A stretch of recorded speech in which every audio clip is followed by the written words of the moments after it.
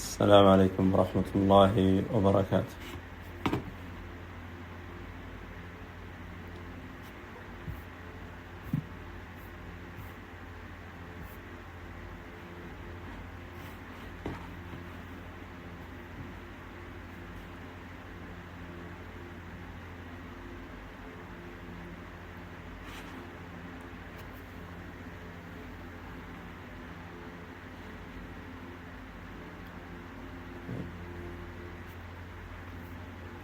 بسم الله الرحمن الرحيم. الحمد لله رب العالمين، الصلاة والسلام على أشرف الأنبياء والمرسلين نبينا محمد وعلى آله وصحبه وسلم أما بعد. So in continuation with our Q&A session after a short break, and we left off on the 8th question. And so the 8th question states, would you advise us to take from SPUBS or stay away from them? And so for those who don't know who is meant by SPUBS, this is Salafi Publications of Birmingham, UK, also known as Maktaba Salafiyya. And they are individuals that throughout history were propagating the Salafi da'wah. They have many books that they've translated, etc. However, what has been witnessed from them over the years, for those who have known them throughout history, because they've been around for a very long time, and although they've done a lot of good work, being just and fair, a lot of good work as it pertains to translating the works of the scholars and connecting a lot of the Salafis in the West throughout the history to some of the scholars of Islam. However, what has been witnessed from them throughout the years is likewise a lot of fitna and a lot of harm, not only to specific individuals and scholars, but likewise to the da'wah itself. And so I personally have known them for a very long time, almost 2 decades. So I would say about a decade and a half I've known them, met them, and knew them on a closer level than many who only know them through their lectures or their Twitter accounts did. And what became clear to me after being close to either them or their associates is that these are individuals that are in the field of da'wah for ulterior motives. And it is more about authority and who calls the shots than it is regarding spreading any prestigious and this blessed da'wah.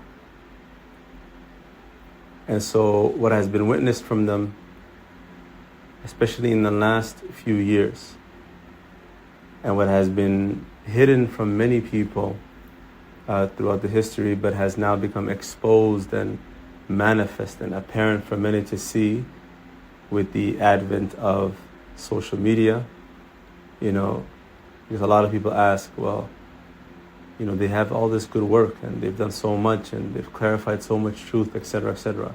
How can you possibly say such and such about SPUBS, right? But what has been hidden from many of the Salafis for a long time, or generally, the Muslims, and that only those who knew them well and left them due to what they came to realize, what they knew, that many of the Salafis or many of the Muslims around in the English-speaking world specifically, that they did not know about, has now become apparent on social media because of the advent of social media and technology and recordings and things like that, now a lot of people are aware of their true reality. Whereas previously, before social media, a lot of this stuff was done behind closed doors, or were done in particular areas or masajid, or, that many people did not see. And so from that which has been witnessed, I personally have witnessed, and many of those that I know, other students and the like, is the harm of many Salafis. And this is everywhere, not just themselves, but also those that they've infected with their disease of ghulu, with their disease of being extreme and going beyond bounds with regards to some of the aspects of the deen.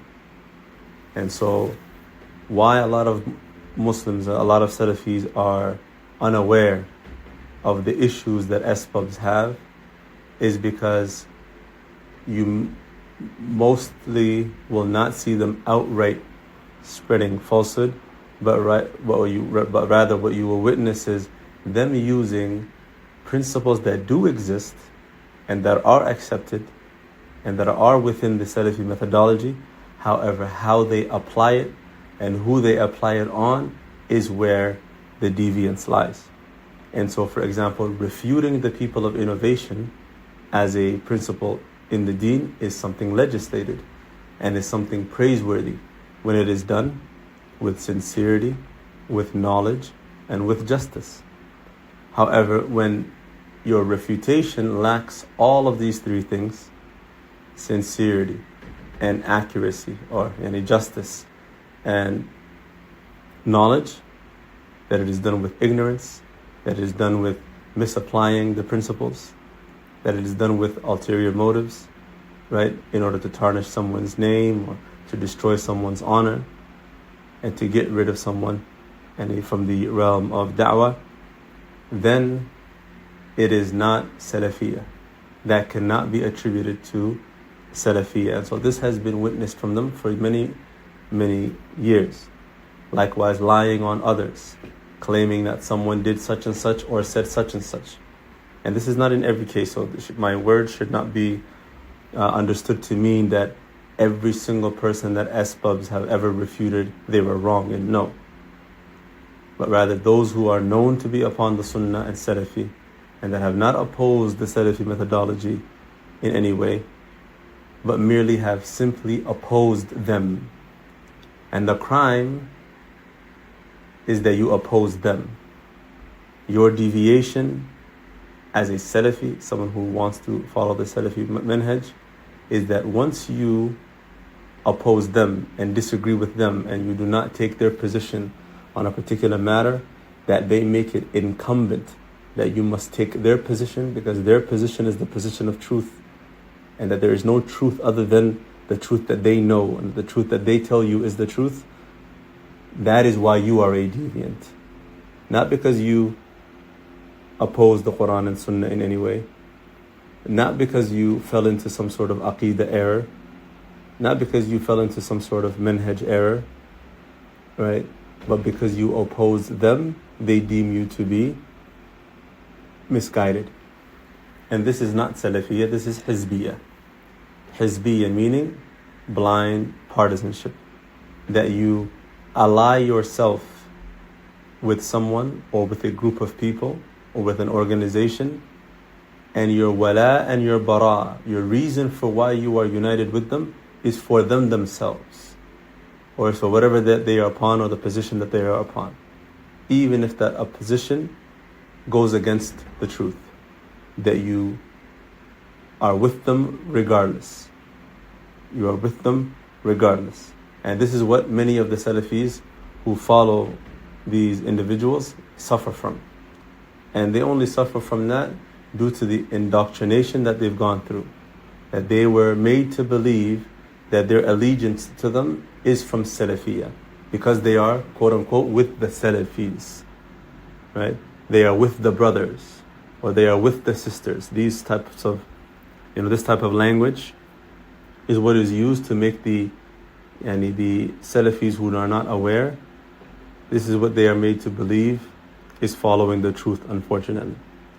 And so many are duped and many are deceived to believe that this is true Salafiyah. And so from the things that have been witnessed by many people nowadays, and that has caused many of the Salafis to finally wake up, is when in most recent years they've abandoned most of the scholars of the Sunnah. They have abandoned and began warning against and telling their followers not to take from, not to listen to majority of the Salafi scholars that they used to believe were Salafi scholars. And as time went, for those who've known SPUBS for a long time, every couple of years, there's just another group of scholars that they drop. And they replace with another group of people. However, in more recent times, many of the scholars that you may know to be scholars of Sunnah, they've dropped.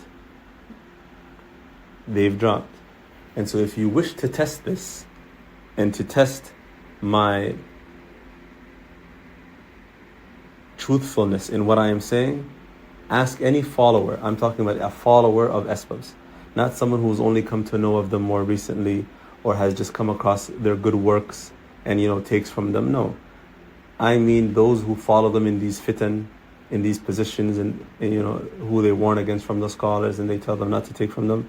They're staunch followers. Ask them if they are, or ask them if they take from the likes of Sheikh Sulaiman al-Ruhaili, for example, or Sheikh Abdul Razak al-Abbad, Sheikh Salih Suhaimi, the Mufti of Al-Medina, Sheikh Muhammad bin Hadi al-Madkhali. In Riyadh, Sheikh Ali al-Haddadi, for example. Can we take from these scholars? In the Jubail and the Eastern Province area in Saudi Arabia, the Eastern Province, the part that is closest to Bahrain, Sheikh Muhammad bin Ramzan, who many of you may have come across his clips on that have been translated on social media. Sheikh Muhammad bin Ramzan al-Hajri, Hafidhahullah. Can we take from him? The scholars in Mecca, Sheikh Muhammad Bazmoon, Sheikh Ahmed Bazmoon, Sheikh Wasiullah Abbas, Sheikh Adil Mansour, Sheikh Ruzayq al-Qurashi. Any of these Salafi scholars and Mashayikh, can we take from them? In Jayzan is the southern part of Saudi Arabia, Sheikh Muhammad Akour, from the senior scholars of Jayzan, Sheikh Abdullah al-Najmi, Sheikh Muhammad bin Zayd and Sheikh Ali bin Zayd, and the rest of the Mashayikh in that region. Can we take from them? The Mashayikh of Yemen, Abdullah bin Mar'i al-Adani, Uthman al-Salimi, alright, Muhammad bin Hizam,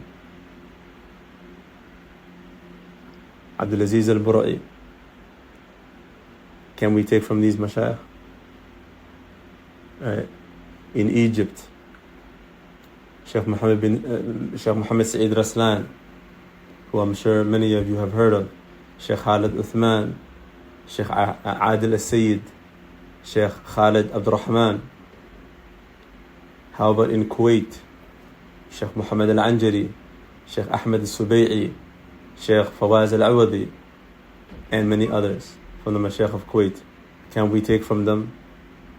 From the scholars of Somalia, Sheikh Abdul Karim Hassan Hosh, Sheikh Uthman Muallim Mahmoud, Sheikh Okasha, Sheikh Barbarawi, Sheikh Ahmed Eid, Musa Tarah. All of these mashayikh were always known to be the Salafi mashayikh of these countries. And there are many others in different countries around the world, Muslim countries, several other scholars. However, they have all been dropped by SPUBS and their likes, only to be replaced with some small students of knowledge that they never used to consider to be anything except in more recent times, when they've started to take positions of falsehood.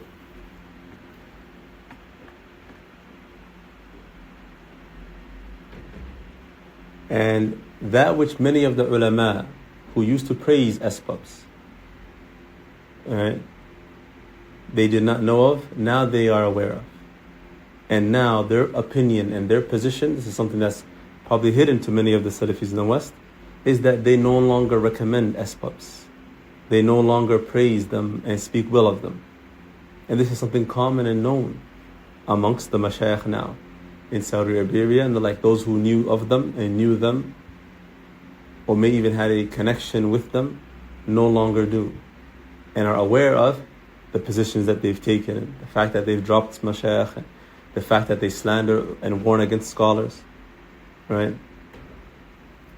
And so my thing is, if we are asking whether we should take from SPUBS, and this goes for not just SPUBS themselves, but anyone who associates with them that is on that same methodology, regardless of who they are and where they are. The point is not the names, the point is the methodology. That is what is important. That if they follow their methodology, then they take the same ruling.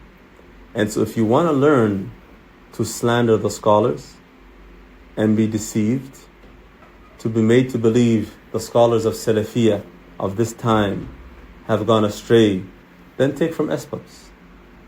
But if you wish to be with Ahl Sunnah, away from extremism, then stick to the scholars of the Sunnah.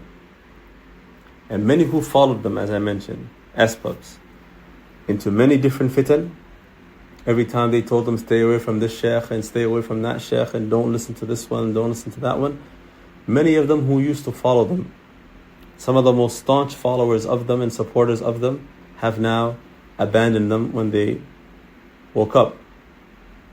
And after realizing that path was a path of destruction and extremism.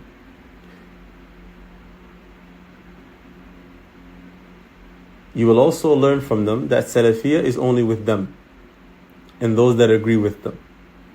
Differ with them, as I mentioned, and you will see their true colors. They will begin using the narrations of the Salaf, some of the ones that we heard previously, that were intended for the heads of the people of innovation, such as the Mu'tazila and the Khawarij and the Rafida and the Jahmiyyah, etc., that they will apply it to Salafis. Salafis who oppose them and disagree with them. Also, if you wish to know of their history and that which they did in detail, then there are some podcasts that I participated in where we went into depth with regards to some of these things. So I'm not sure if any of the sisters may have come across that before, but if they have, then maybe they can share it with the rest of the sisters who wish to know in more detail exactly what I am referring to. Likewise, with that said, I do not want it to be understood that I remove them from Salafiyah and that I am saying that SPUBS are innovators. But I do say that they have opposed several principles of Salafiyah and they do misapply them, and so it is a must that I warn against that and free Salafiyah from that. I must make it clear that Salafiyah is one thing and what they do is another in these aspects. And what is astonishing to find and shocking to find in our time is some Salafis who have adopted this incorrect understanding of being balanced. Because those who have been exposed to the differing and the splitting that has been happening amongst the Salafis, especially those in the West, mainly caused by SPUBS and those who follow them in their path and in their way, is that some of the Salafis have seen what SPUBS has been doing, and others from the Salafis who are in the West and giving da'wah in the West, that SPUBS and those who are with them, Germantown and Troy and the like, they warn against them, right? So some of the Salafis say, I'm going to be balanced and I'm not going to take any sides, right? And I am going to take from this side and take from that side. I'm going to take from SPUBS and those with them, and I'm also going to take from those from the Salafis that I know that they warn against unjustly that I know that they lie about, that I know from the scholars of Ahlul Sunnah wal Jama'ah, I know that they slander them, I know that they warn against them, I know that they made up lies about some of them and then they were found to be untrue. I know all of this. Yet, I believe that it is balanced, that those who they oppressed and lied about, that are innocent of the things that SPUBS and their likes have accused them of, right? That I will take from them and I will also take from them. This is their idea of being balanced and fair and just. And this is a misunderstanding of what it means to be just and balanced. Justice and balance is that you take a position against falsehood regardless of who or where it comes from. It doesn't matter who it is. If Ilyas, Abu Saalih, today says something to you of falsehood, abandon him. If I call you to misguidance, if I call you to extremism, if I call you to leniency and mixing with the people of innovation and all of these different things, whatever it is, it doesn't matter who I am or who I was or whatever the case is. What matters and what is obligatory upon you is to take a position against falsehood regardless of who it comes from. Whether it comes from a person of innovation or whether it comes from a Salafi.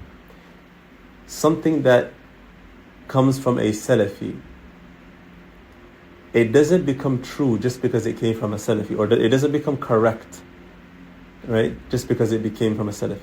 It is possible for a Salafi to spread falsehood, and some of us may not know that. It's possible for a Salafi to go astray. It is possible for a Salafi to misguide. Nah, it is possible for a Salafi to follow his or her desires as it pertains to this deen. So it is not from balance and from justice to say that although I know that they violated the Salafi methodology in all of these different ways, that I will still take from both sides. You have not followed the truth, nor have you done that which is obligatory upon you if that is your position. Your position is to take a position against falsehood.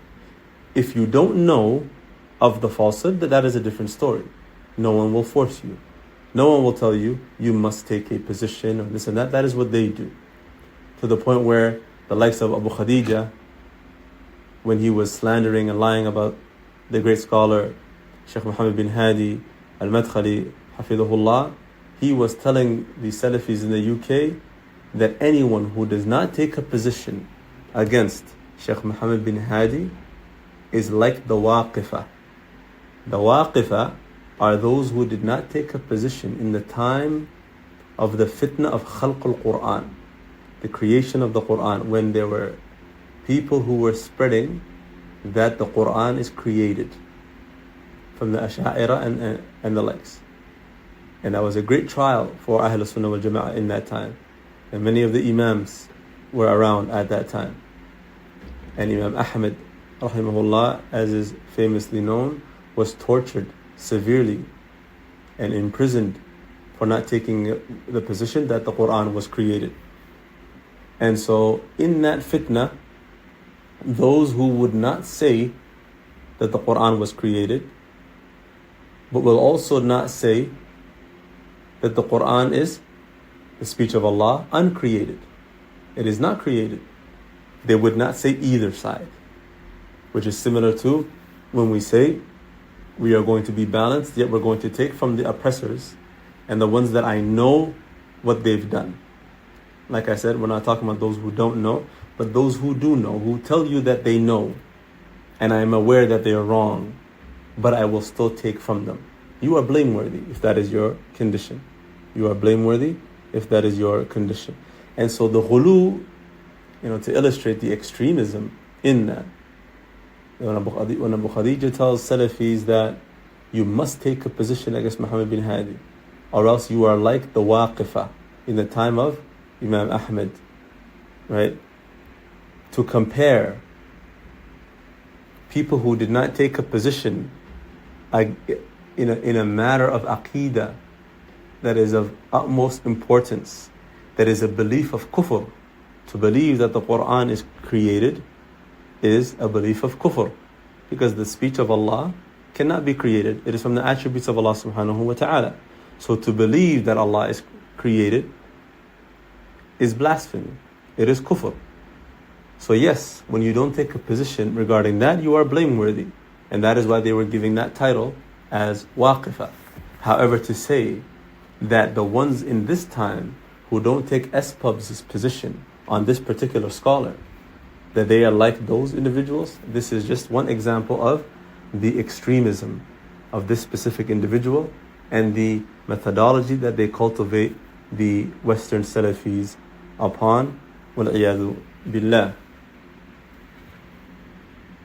And another misconception that many Salafis have is that for you to not take from someone, even if they may be Salafi, that tabdi', meaning declaring them to be an innovator, has to precede it. Meaning that only once a person becomes a clear-cut deviant or a clear-cut innovator, and scholars rule upon them and declare that person to be an innovator outside the fold of Ahlul Sunnah wal Jama'ah, that is when we abandon him. But so long as that has not happened, we will continue to take from them. And that is from the utmost levels of jahl and ignorance. Because it is not necessary for someone to be declared an innovator for you to protect yourself from their harm. What is required to witness is that this person is spreading falsehood. And if they are spreading falsehood, then you stay away from them. That is as if you come and tell me now that I know this brother or this sister is Salafi. However, I also know that they rob and they steal and they cheat. So I will give them all of my money because they are Salafi. So the harm of them robbing you and stealing your money, you want to turn a blind eye to? By Allah, no one would do that. So then why do you lend your deen to them? Why do you trust yourself? Why do you trust your deen in their hands when you know for a fact that they have done these things? This is for, once again, those who know. And those who don't know, then you teach them and you explain it to them. So what is important is that the person has harm with them, slandering the scholars, lying about scholars, oppressing Salafis, misapplying Salafi principles, taking principles that apply to the people of innovation and applying it to Salafis who oppose you. All of these things are foreign to the Salafi da'wah and have nothing to do with Salafiyah, and is going beyond bounds and is extreme, and will only cause you to deviate and deviate and deviate. And many, and I mean many, people who are upon that path today, if you see them, are barely practicing, because that path is a path to destruction. It is a path to toughness, and your heart becomes hard, and there is no any softening of the heart. Nothing but harshness towards Salafis, nothing but hatred, nothing but being rough and tough. And then you see yourself burning out afterwards. You see yourself burning out afterwards.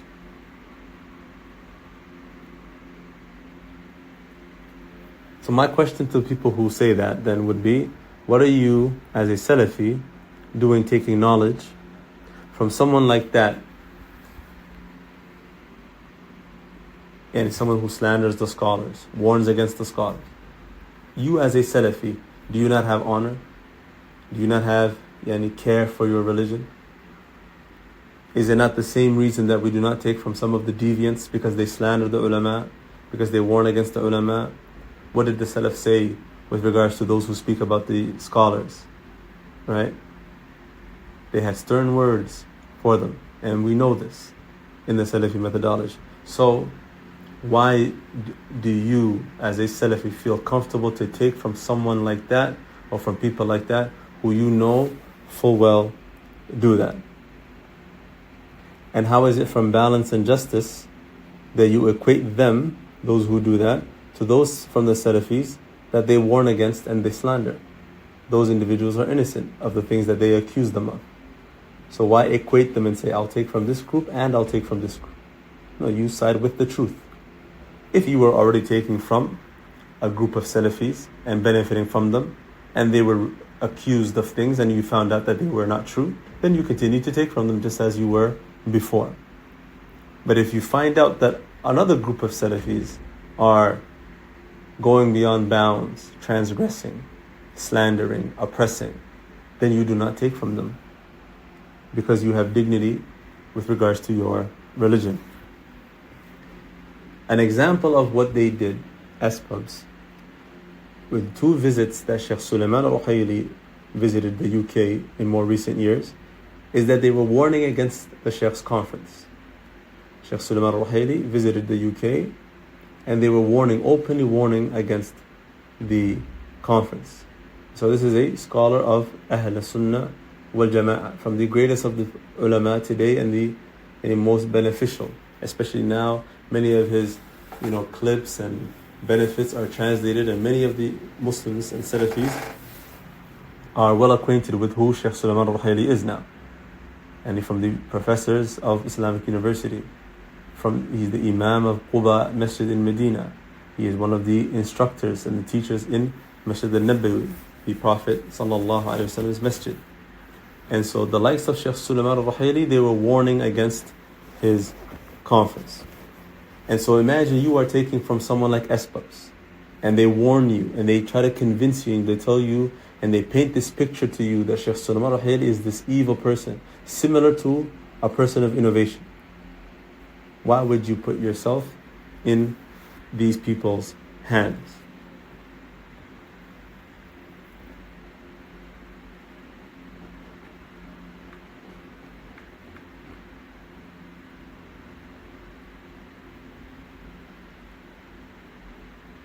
And now, Allah al-Musta'an, just as it is the nature of those whose unity is built upon falsehood, that they come together upon falsehood, they themselves have begun splitting up now, and are now currently warning against each other and speaking ill of one another. Where previously they all united against Shaykh Muhammad bin Hadi and slandering him and taking a position of falsehood, whereby none of the scholars except a few that were deceived by individuals that were around them, they now are eating each other's flesh and slandering one another and speaking ill against one another. And this is speaking about SPUBS and those that they were previously united with.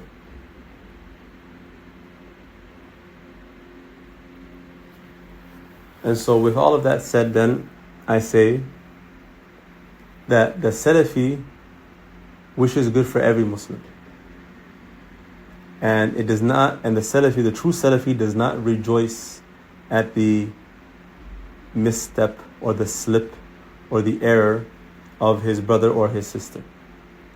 And they do not rejoice, they are not happy with anyone going astray or being astray. So I ask Allah subhanahu wa ta'ala to guide them and us to the straight path and rectify that which they have caused of damage to the Salafi da'wah.